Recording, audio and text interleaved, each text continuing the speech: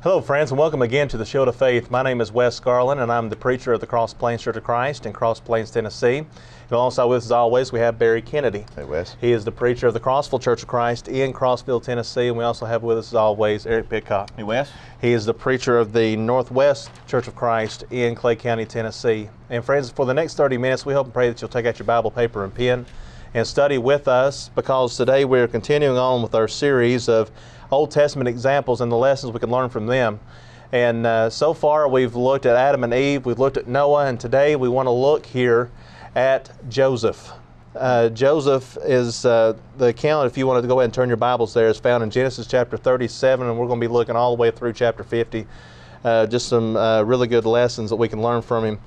And so guys, whenever you think about Joseph, you think about an individual who was really down on his luck.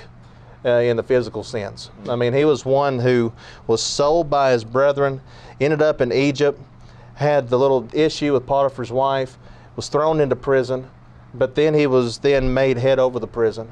And then then Pharaoh was needing a dream to be interpreted, so he finally came to him and interpreted the dream, and he made him second under the house of Pharaoh. Mm-hmm. So thinking about everything that actually went on with him, from all the bad things in the physical sense you could possibly think about, this is an individual that you would possibly think, okay, if I was anybody, I would be giving up, or had the excuse of giving up. But this is a man, as you can clearly see throughout the scriptures, was one that did not give up, kept on going on, kept on trusting in God. The word conviction comes to mind. Oh man. But also when I think about the account of Joseph's life, it reminds me of providence. Mm-hmm. Providence. Very few miracles, and you're looking at a time when miracles would be taking place, and, and things and he did interpret some dreams, and that would have been on a miraculous level of the knowledge that he was given. But that's really all the miracle that you see take place in this whole account of this man's life. But God blessed him and took care of him through all of those difficulties and hardships.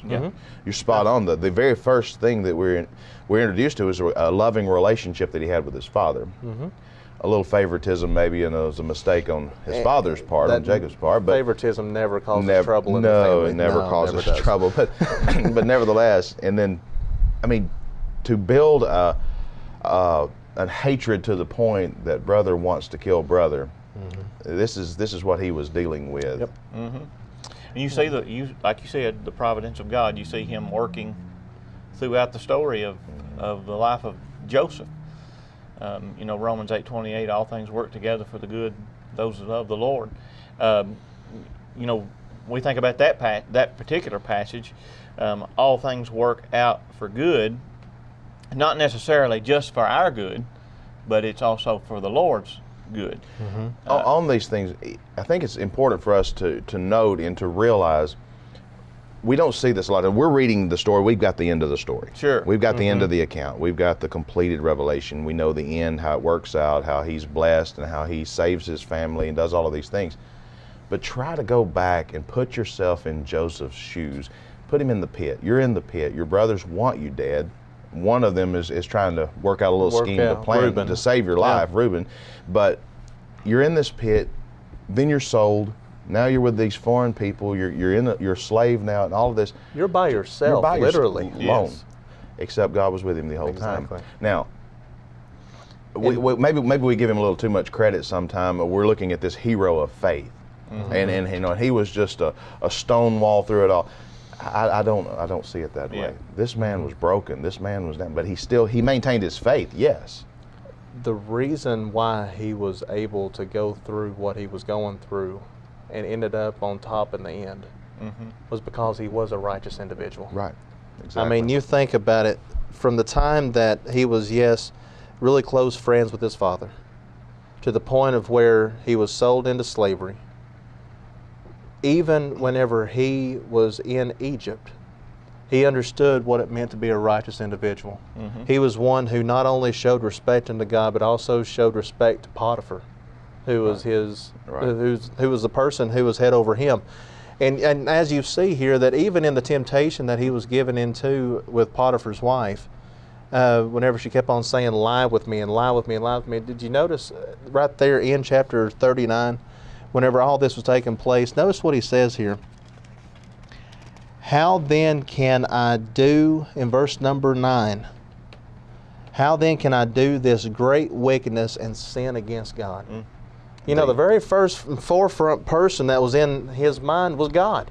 His relationship with God was the only thing really that he had while he was there in Egypt, so he was going to be faithful to him. He had the proper perspective of sin and what it would do in his relationship with the Lord. Exactly. You know, he knew that he could not sin against God. And he had the fortitude, the conviction, and the ability to say no to sin and to run away from it. Do you look at his circumstances? You think about his brothers. You think about how many days and how many nights his brothers had to look their father in the eye, knowing this deception that they had put on him, and seeing the pain that Jacob was going through. But they never told him. They never confessed this, and all this burden that they were carrying all this time. Do you wonder sometimes if maybe that's another thing that's helping Joseph realize the relationship? You talked about a relationship with his God, relationship with his father. True repentance and godliness comes from a realization that sin hurts God. Yes. My sin hurts him. Godly sorrow works repentance unto salvation, not to be regretted or repented of, but the sorrow of this world works death. And so realizing that if I do this great sin, like he said, as you mentioned in verse 9, how can I do this great wickedness and sin against my God? It's going to hurt him. Yes. He's concerned about Potiphar. He's concerned about her, you know, Potiphar's wife. And he's concerned about himself. But number one, I've sinned against God. It reminds me of David's statement in his penitent psalm, against thee only have I sinned. This is what David said in the 51st Psalm.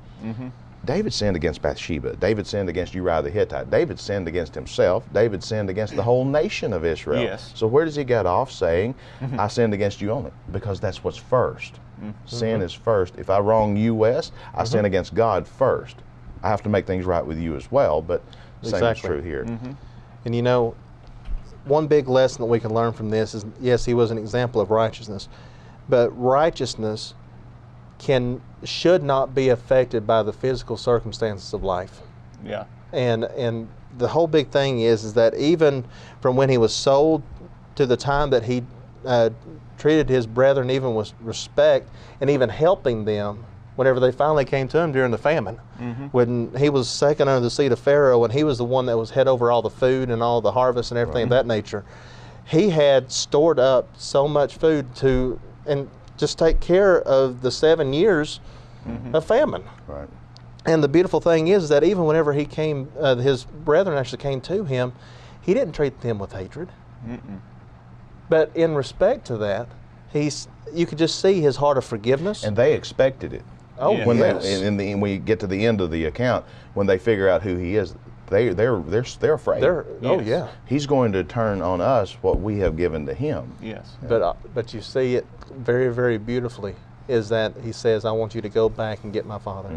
I want you to bring everybody in, and I want to take care of you. Now, that is just pure out righteousness is what that is. And why be righteous? Yeah. Why be concerned about being righteous in this life? Well, look at Joseph's life. Sure. When you're trying to do what's right, look at what God did for Joseph in the very beginning. What set the brothers off, you know, Yes. the coat of many colors, Yeah. those things. But no, more so than the coat that set them off were the visions that God gave him a message. Yeah. I'm going to take care of you. He didn't understand it at that point. He didn't understand the dream that the sheaves would be bowing down to his sheaf, or the stars and the sun and moon. Even Jacob even understood. Are you trying to tell me, son, that your mother and I are going to bow down to you? Yeah. I'm just telling you what God said. Yeah. You know, this is Yeah. the dream. I'm just telling you. And it comes to pass. Yeah. God keeps His word. Yeah. And that motivation. Well, God's not telling me or you or Eric today that the world's going to bow down to us. That's not what it's about. But He is telling us what we can have. Yes. It's Be about righteous. It's about righteousness and how to live righteousness. A great example, Joseph, it was of an individual that was put in the face of temptation. He avoided temptation, and he, like we said, he had these things placed in front of him. He could have very well chose to go in another direction, but he didn't. And that tells me that that it's possible for me to be a good, godly, upright, righteous man in this world. That I don't have to give in to the temptations that comes my way. You know, and sometimes, you know, sometimes people perceive, you know, maybe maybe women have a bad outlook on men, and how that they and perceive men in the wrong light, that they have to look at every short skirt that walks by, or that they have to that they're just, their minds are perverted. Well, Joseph is an example for us. That's not the case. That's it. You know, not every man is like that. Not every man is perverted. Not every man is gawking at every lady that walks by, and he is fleeing from fornication, and he is running away from those kinds of things. Not every man is jealous. Not every man is envious, and not every man is seeking to try to get even with those that have done him evil. And so Joseph is a great example of an individual that was a righteous man that was put in situations where he could have done what the world would say he should have done, but he didn't. He chose righteousness, and it tells me I can do the same thing today, that I can make those same decisions today, and I can be an example to other people that are around me. Sure. And most people will say, how? Yeah. You got to look at this man's life. He was sold in his youth. How young? Not exactly sure about that. Doesn't really tell us. But he was sold in his youth. It starts at home. It starts with laying a foundation, Exactly. and that child Exactly. learning as he's growing to make up his mind before the temptation comes where he's going to be. Why do we have fire drills? To be ready. To To be ready prepared, when the yeah. fire comes. Yes. And that's what God's Word, Psalm 119:11, is a standout verse. In my home, we teach it to our children. We try to implant this early on in our lives. Thy Word I've hid in my heart, that I might not sin against thee. Yes. Now notice that, might not sin against thee. If I don't hide the Word in my heart, it's a given I'm going to sin against him, because that's the only real defense we have against Satan's attacks. Faith, the shield of faith, name of our program, the shield of faith that comes from, how do we get faith? Faith comes by hearing, hearing by the Word of God. That's it. And you can't wait in the middle of a temptation. Oh, let me grab my Bible and see if I can find a verse to deal with this situation. No. Yep. Those are things that you have Right. done in preparation for those times. Yeah. Because It's like a well that you draw out of. You know, you draw out of that well the water that you need, and so in times of temptation, that the Word of God that you've planted in your heart, you draw from that, just like it's a well. You know, you don't stand in the wisdom of, your faith is not in the wisdom of men, but it's in the wisdom of God. 1 Corinthians 2:5. And so we draw from that, and we're able to overcome because of that. I mean, we have always got to be ready for, I mean, all throughout the Scriptures, all you ever hear about is preparation, preparation, preparation. And that's what the Lord continues to preach and preach and preach even to us today.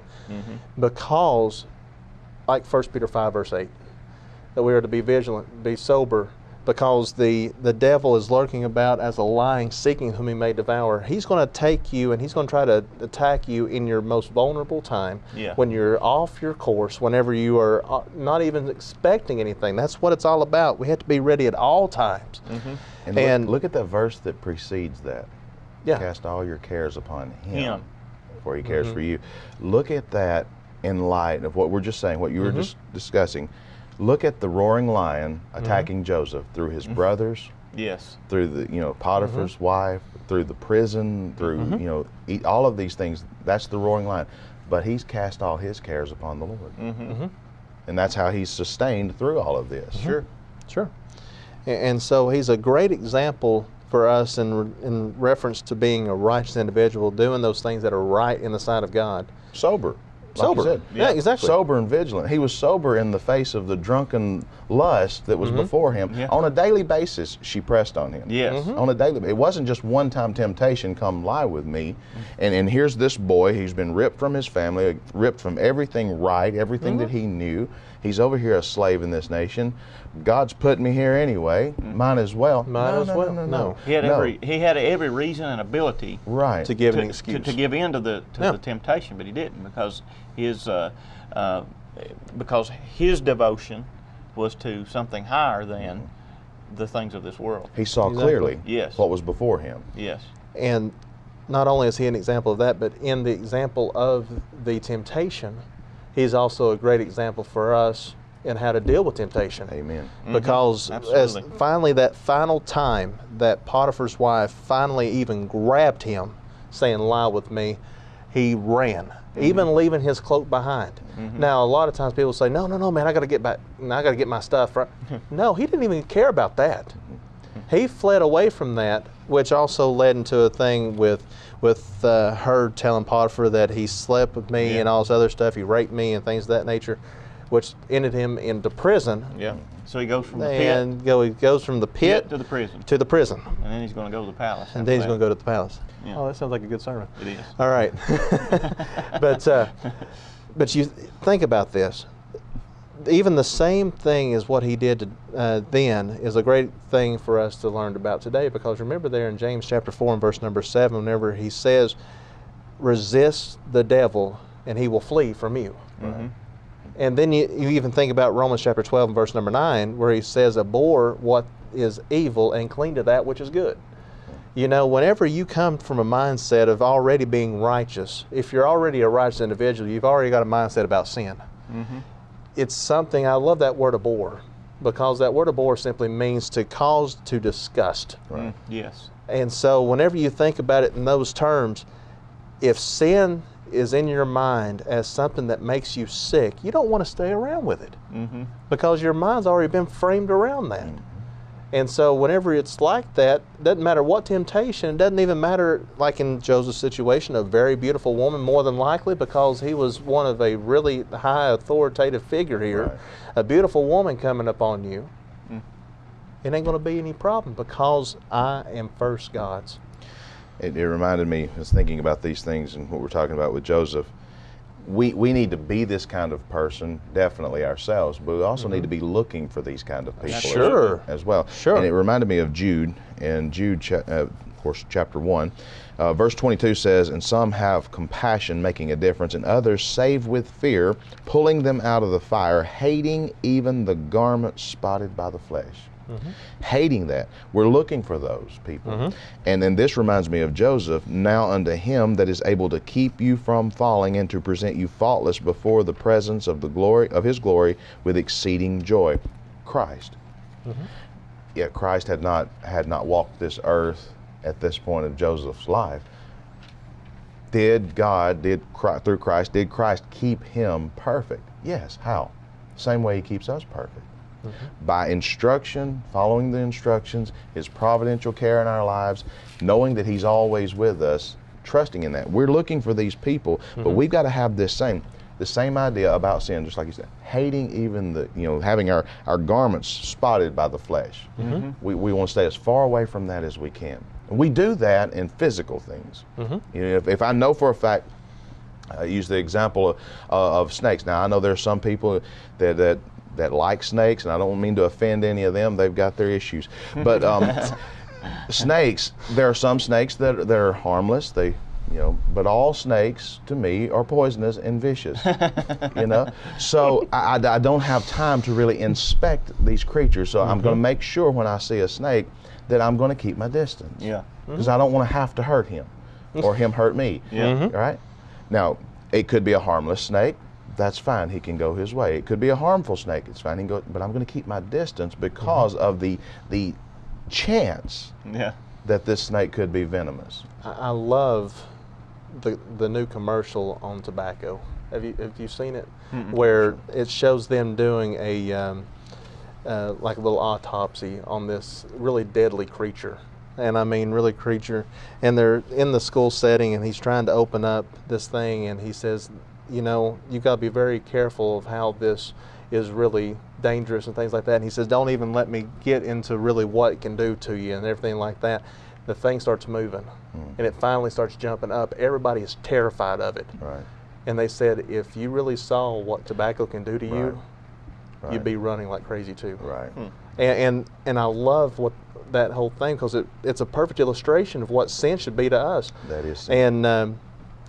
And I even heard an individual say too, like, whenever we see those type of things starting to come into our lives, starting to try to tempt us or whatever, we need to be like a cheetah and just start running. Right. I mean, it's one of those things. You got to keep your distance from that, because you know what harm it's actually going to do.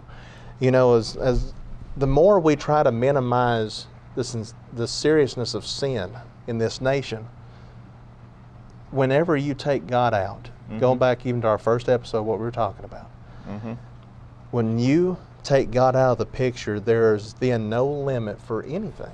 Yes. And so we've got to get God back in to show the seriousness of authority, the seriousness of everything in relationship to righteousness. And when that takes place, your mind to sin, you will learn to abhor sin. You will learn to do all those things. There was a sense and a standard of right and wrong in the mind of Joseph in regards to these things. Where did he get that? Where did that come from? You know, it didn't come was instilled from. It didn't into come him, from yeah. himself. It come from himself. He would have probably, you know, if we would have done it. You know, he would have done it. He would have and justified it and said, well, it's okay. You know, because right and wrong would have been in his own whatever he thought. But he had a sense of right and wrong, and he had a knowledge and understanding of what sin was. He had a knowledge and understanding that it was a violation of the will of God and that it was going to hurt God. So he knew all of these things. And so he had to have had instruction. He had to have had information that had been given to him. And that tells me that he had a law that he went by and that he was instructed by that law. Again, those 5 eternal principles: grace, law, faith, obedience, and reward. I've said multiple times, and I used to say it a lot when I was working with college students, but it's something that I have to tell myself as well. If you put yourself in a compromising situation, Yes. you will compromise. Yes. Now look at, well, what about Joseph? Joseph didn't put himself there. He was placed He was there. placed in a compromising situation, but his conviction kept him from compromise. Now, if he had put himself there, and I'm going to see how close I can get to this, he's already halfway into the sin. That's anyway. right. He could have went and knocked on the door and Right, said, you know, hey, exactly. how you doing? You know, and, Can I work next to this beautiful woman? Or, you know, these kind of things. Yeah. Yep. Yeah. We're not, I was thinking about Ephesians 4:27, says neither give place to the devil. And that's kind of the idea of putting myself in a compromising situation. Is I'm giving place to the devil. I'm giving him a place in my circle, in my life. And when I give him a place, it's like the old saying, give him an inch, they'll take a mile. You give him an inch, he takes your soul. Right? And so Joseph wasn't going to allow that to happen. Right. You know, the out of everything that Joseph went through, going back to Hebrews chapter 11, the only thing that is mentioned about Joseph is not his righteousness. It was not his imprisonment. It was not him sitting under the second seat under Pharaoh. But notice what is mentioned right here in verse number 22. By faith, Joseph, when he was dying, made mention of the departure of the children of Israel and gave instructions concerning his bones. You're going, that was obviously very important to God, that he did that. Now, exactly what is he referring to here? Joseph looked to the future. Joseph looked didn't to the live in the future. moment. Now, what he's referring back to is actually what's recorded there in Genesis chapter 15, Right. where he's talking here about how God's children, even though they will be put into captivity, they are going to come back into the Canaan Right. and worship him there. Which is a shadow. It's a shadow. And the beautiful part is that what he was doing is, remember how faith is the substance of things hoped for, the assurance of things that are there, but based upon the evidence of things that are not seen. Right. So truly, Joseph was looking forward to the future, even though they were in Egypt. He was saying, people are going to come back, my people are going to come back to Canaan. And so something that had never actually taken place yet, he had faith overlooking into the future.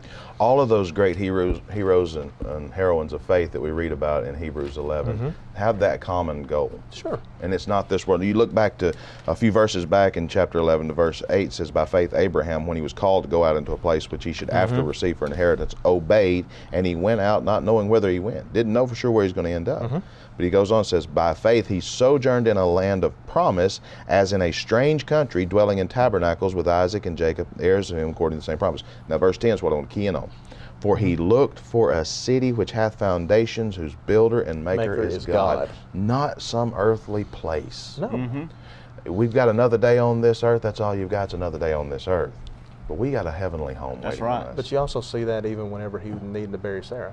Right, right. I mean, he was offered to go ahead and just be given that, but he said, no, even though this is potentially going to be my land anyways, Right. I'm going to go ahead and pay. Right. I mean, you see that whole entire picture. It's just that's another example that we can easily study into maybe at a later date. But the point was going back Yeah. to each one of these, whether it was Noah, whether it was Enoch, whether it was Abraham, Moses, all of these, you've got to get past the moment. Exactly. You can't dwell in the moment. And see, that's what Joseph was doing. Joseph was saying, yes, I am in the pit. Yes, I am in the prison. Yes, I'm going through all this hard time. Even whenever he was in the prison, remember the baker and the butler that were thrown in there as well. He interpreted their dreams. And then he just asked and begged the baker, please, whenever you go back into your service, just tell them that I am an innocent man. Just tell them that. It wasn't until years later that he finally remembered what he had said. Now, you would think he out of all people had been saying, God, why? But he didn't. But you see here, he may have had those moments. Yeah. We don't read about. We don't read about them. He didn't give up. No. But that also shows us that God works in the fullness of time. Sure. And see, that's the very last point that I would really like to make up is you see that he was an example of how to wait on God in his own good time. Mm-hmm. Because everything, we want things to be done in our time. But as a faithful individual to God, things are not in our time. Right. Right. And even whenever you're talking about God's promises, God doesn't need our help to fulfill his promises. If he's already promised, it's going to happen. Right. So you think about how, even what Peter says, that to God 1,000 years is one day and one day is 1,000 years. You know, talking about that God has no little, like, time frame type deal, but in reference to just depending upon him, we need to wait on him and say that in your own good time, Father, may your will be done. I don't know what that's going to be for me. And I really doubt that Joseph saw that he was going to come from being found in the pit to being second under the house of Pharaoh, being over all these food and things of that nature to take care of Egypt and all the other people around him for 7 years. Yeah. And looking at the story, we can kind of get an idea as to why that happened. You know, God needed him in that position, or God wanted him in that position, because he needed to preserve the seed line first of all, and so when his brethren was going to come, you know, the perseverance and the needed to be able to continue with his brethren, for the seed line to be able to continue. You know, when you really get back to Romans 15, verse number 4, for the things that were written aforetime were written for our learning, that we through patience and comfort of the Scriptures might have hope, or that assurance. Friends, Joseph is a great example of this. That's why these accounts are given throughout the Old Testament, for us to gain that hope, to see truly God's hand and how he always prevails with his people, but you have to be faithful to him. Sum it up in verse 20 of chapter 50. Yeah. This is what Joseph said, and is kind of the final thing to close this out.